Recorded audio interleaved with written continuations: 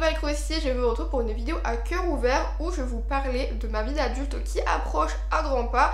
Moi, je fais la sourde depuis tout à l'heure en mode la, je ne t'entends point. Mais elle arrive cette connasse, donc il faut bel et bien y faire face un jour ou l'autre. Donc je me suis dit pourquoi pas vous parler de mes petites réflexions avec quoi de mieux qu'un background très chaleureux. C'est parti. Aussi, il faut savoir que cette vidéo n'est pas préparée, c'est très spontané, c'est le but, voilà, je veux juste avoir une conversation avec vous. Donc bien évidemment en commentaire, n'hésitez surtout pas à me dire ce que vous en pensez de ce sujet, ça me ferait grave plaisir d'interagir avec vous. Entre temps, je suis allée manger, mais j'espère que le cadrage est pas mal similaire, j'ai oublié d'allumer ça. Ah là là. Alors je sais pas pour vous, mais personnellement quand on parle de l'avenir, je pense beaucoup à l'école, surtout voilà, il faut avoir un diplôme, il faut faire des grandes études, il faut étudier, blablabla. Mais le truc c'est que genre j'avais à peine 12 ans et on parlait déjà du bac. Non merci, je connaissais même pas encore mon algèbre qu'on parlait déjà du bac, je savais même pas ce que je voulais faire demain. Donc franchement je trouve qu'on perd un petit peu notre adolescence juste à penser au bac. Et finalement moi je l'ai pas fait vu que je suis allée au Québec, donc j'ai étudié dans un système scolaire québécois. D'ailleurs j'ai fait une vidéo où je comparais les deux systèmes scolaires, donc celui de la France et celui du Québec. Je la mettrai juste ici dans le petit i. Et justement dans ce système là il n'y a pas de bac et ni de brevet, donc déjà il y a un petit peu moins de pression. Mais le truc en fait c'est que t'as quand même des examens à passer. La seule chose c'est que les profs ils te mettent beaucoup moins la pression. Genre les profs ils parlent pas de ça toute la journée quoi. Au Québec le système est un petit peu différent, donc une fois que moi j'ai mon diplôme d'études secondaires, je vais pas directement à l'université mais plutôt au cégep. J'ai également fait une vidéo là-dessus, je la mettrai dans le petit i juste ici. Et en fait ça m'a aidé à prendre plus de temps à réfléchir sur vraiment ce que je voulais faire. Après le petit truc, le petit souci, même si je vais pas directement à l'université, c'est qu'il y a quand même un programme à choisir. Donc il te donne le tremplin d'IEX, c'est genre un an où tu choisis juste des cours de base, comme ça t'as encore le temps de réfléchir. Mais après il faut prendre un programme. Donc il y en a beaucoup, il y a les préuniversitaires, les techniques, je vous en ai parlé. Donc ce qui est bien c'est que si tu veux pas aller jusqu'à l'université, tu peux directement faire une technique et après travailler avec. Mais si comme moi tu préfères à l'université, tu peux. Donc là moi j'ai fait un programme qui est très général. Mais franchement moi je connaissais pas grand chose sur le cégep quand j'étais au secondaire. Donc franchement je faisais pas mal de recherches et j'étais perdue, je savais pas ce que je voulais faire, c'était très déterminant de mon avenir. Et je me rappelle en secondaire 4 il fallait que je choisisse est-ce que je voulais prendre des maths fortes. Donc moi je savais pas ce que je voulais faire. Et donc au cas où que j'en ai besoin, je les ai pris, ça dure 2 ans. Je vais en secondaire 5, j'ai encore des choix à faire, est-ce que je vais prendre physique, chimie, etc. Je prends les deux. Et par la suite, je trouve un programme qui n'a pas besoin de ces préalables là, donc j'étais un petit peu dégoûtée. Mais bon, moi j'ai réussi mes cours, j'ai eu mes crédits. Et au cas où que je veuille prendre un autre programme, j'ai mes préalables. Bref, tout ça pour dire que assez jeune, déjà il faut que tu prennes des grandes décisions parce que si t'as pas tes maths fortes et que comme par hasard tu en as besoin, t'es un petit peu dans la merde, voilà. Moi je pense que la chose qui me dérangeait un petit peu c'est qu'à l'école il n'y avait pas de grandes opportunités pour apprendre à se connaître. C'était soit il fallait se mettre dans un programme et être sûr qu'on allait aimer ça, soit il fallait un petit peu trouver des expériences de notre côté. Et en fait j'ai découvert que le plus enrichissant, c'est pas l'apprentissage à l'école, mais c'est à l'extérieur. Quand tu vas apprendre quelque chose par toi-même parce que tu es curieux et parce que tu as envie. Je vais vous parler par exemple de mon expérience avec la FIMO. J'ai découvert cette discipline quand j'avais seulement 11 ans. Et donc vraiment j'ai appris ça toute seule avec des tutos sur YouTube. Je me suis amusée comme une petite folle à comprendre, à essayer. J'étais vraiment dans cet univers-là de la créativité.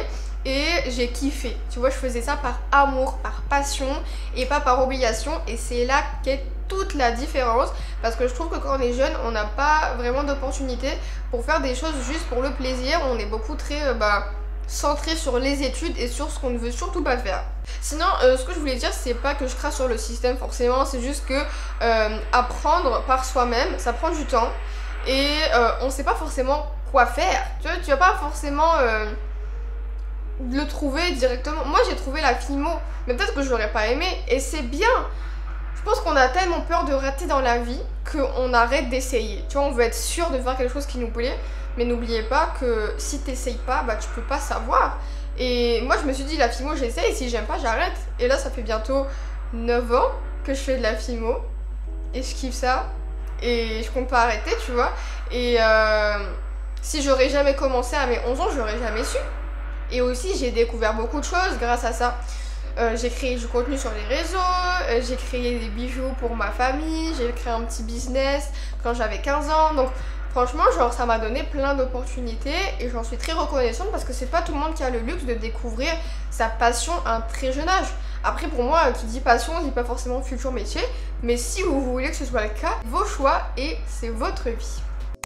Donc la seule chose que j'aurais à vous dire, c'est sortez un petit peu de votre zone de confort, sortez de vos bouquins de maths et faites d'autres choses. Et je pense que aussi aujourd'hui on reçoit trop. On reçoit trop d'informations un petit peu partout. À l'école, quand on regarde des séries, quand on regarde des TikTok. Et je trouve qu'on crée pas assez. Et donc je pense qu'il faudrait avoir un hobby où tu crées quelque chose. Ça peut être n'importe quoi. Même si t'as pas une âme artistique, je suis sûre que tu peux trouver quelque chose qui te plaise. Donc pour moi, il faut écrire une liste. Écrire une liste de toutes les choses qui t'intéressent, qui est à petit budget. Et fais une après-midi dédiée avec une activité par exemple par semaine. Et amuse-toi par exemple l'argile, faire des gâteaux, ça peut être organiser un anniversaire, ça peut être décorer la chambre de quelqu'un. Donc ça peut être peu importe le budget que t'as, hein, mais ça peut être de tout aussi. Peut-être pourquoi pas prendre un meuble et lui redonner une deuxième vie, ou faire ça avec les vêtements. Comme il y a plein d'idées, je sais il y a même des listes sur Pinterest si vous voulez chercher. Vraiment juste cocher 5 choses, essayez, et si vous aimez pas, c'est pas la fin du monde. Et si vous aimez, bah tant mieux. Aussi n'oubliez pas que le plus important c'est pas le résultat mais le processus. Moi en Fimo quand j'ai commencé c'était pas très joli hein, mais quand j'étais en train de faire le bijou, j'étais grave heureuse, tu vois. J'étais là, j'ai essayé, tac tac tac. Et c'est comme ça que vous savez si vraiment vous aimez quelque chose ou pas. C'est que vous voulez pas vous en débarrasser, mais au contraire vous voulez pas que le moment arrête. Donc c'est sûr que quand je fais la Fimo, j'ai hâte de voir la création finale, mais ça m'a pris du temps avant d'avoir ce résultat. Et ce temps-là, je l'ai pas accéléré, tu vois. J'en ai profité. Je trouve que parfois on vit pas le moment présent, on est toujours à la course pour la prochaine case à cocher de notre liste. Et je trouve ça un petit peu dommage parce que, bon, pas tous les jours on fera des trucs incroyables, mais parfois je trouve qu'on a tellement la tête haute part qu'on oublie que ce moment-là, aujourd'hui où je suis, bah, peut-être que dans quelques jours, bah, je serai pas ici, j'aurais changé d'endroit ou il se passera quelque chose de différent qui va changer ma perspective. On ne fait qu'évoluer et donc c'est très important de s'arrêter de temps en temps, tu vois, de respirer. Après c'est plus facile à dire qu'à faire, bien évidemment. Et aussi le jugement des autres, ça nous affecte beaucoup. Parfois on fera pas quelque chose par peur d'être jugé et je trouve ça un petit peu dommage, mais bon, on est ensemble. Tu vois, parfois j'ai juste envie de me pousser un petit peu et sortir de ma zone de confort, de filmer des vidéos dehors, mais j'arrive pas.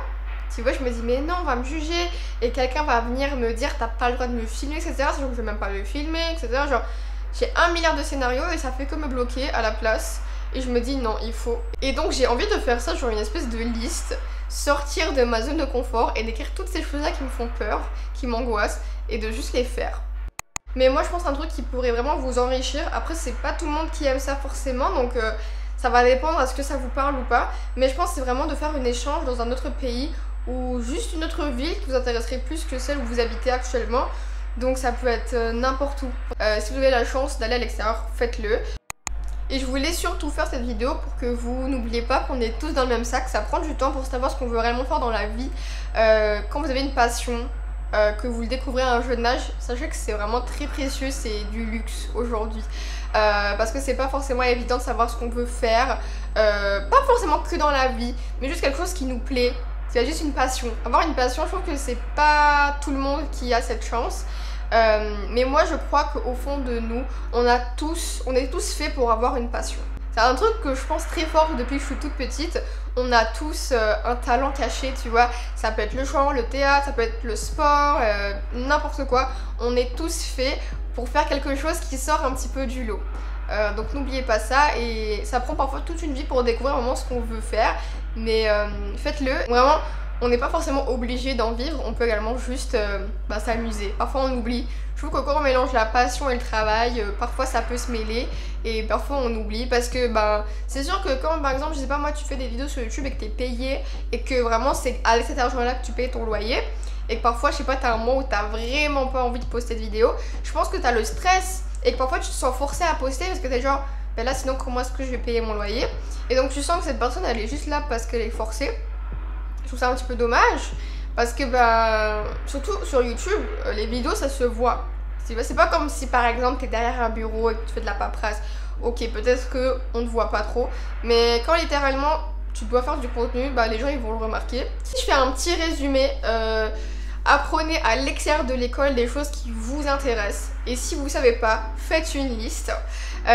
Justement, faites une liste de choses que vous voulez découvrir par vous-même. Si c'est des choses artistiques, des choses qui demandent un petit peu plus de budget, vraiment faites cette liste et regardez ce qui est possible à réaliser, peut-être vraiment petit à petit bien évidemment. Et aussi n'oubliez surtout pas de vous amuser de temps en temps, parce que parfois la vie elle peut être trop sérieuse, mais ça fait du bien également de juste relaxer, de sourire et de rigoler de temps en temps.